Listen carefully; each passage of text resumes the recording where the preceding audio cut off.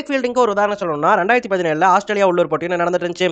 அப்ப பேட்ஸ்மேன் ஒரு பால் அடிக்க அந்த பாலை பிடிக்கிறதுக்காக மார்னஸ் லபுஷன் டைவ் அடிச்சிருப்பாரு. டைவ் அடிச்சு பாலை பிடிச்சிருக்க மாட்டாரு. இருந்தாலுமே பாலை பிடிச்ச மாதிரியே பவுலா காட்டி அந்த பாலை தூக்கி வீசுற மாதிரி பண்ணியிருப்பாரு. இதனால பேட்ஸ்மேனுடைய ரன் அப் ஆனது டிஸ்டர்ப் ஆகி இருக்கும். அதை பார்த்து அம்பையர்ஸ் என்ன பண்ணியிருப்பாங்கன்னா இது தப்பு அப்படின்னு சொல்லிட்டு எதிரணிக்கு 5 ரன் பெனால்ட்டியா கொடுத்திருப்பாங்க. ஏன் அப்படின்னு கேட்டீங்கன்னா இது ஏமாத்துற மாதிரி இருக்கு இல்லையா, ஏமாத்துற மாதிரி கிரிக்கெட் விளையாடுறது ரொம்ப தப்பு அப்படின்னு சொல்லிட்டு எம்சிசி விதிகள் சொல்லுது.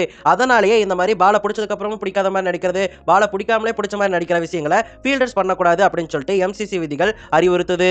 அதுக்கு தான் இங்க மார்னஸ் லபுஷன் டீமுக்கு எதிராக 5 ரன் பெனால்ட்டியா கொடுத்திருப்பாங்க. இதே மாதிரியான சம்பவத்தை வீரேந்திர சேவாக்கும் பண்ணியிருக்காரு. அதுதான் ரெண்டாவது வேணும்னே ரன்களை கொடுக்கிறது. வேணும்னே ரன்களை கொடுக்கிறது அப்படிங்கிறது வேணும்னே ஓவர் த்ரோ அடிக்கிறது, வேணும்னே பவுண்டரிக்கு பாலை தட்டி விடுறது, இது எல்லாமே அடங்கும்.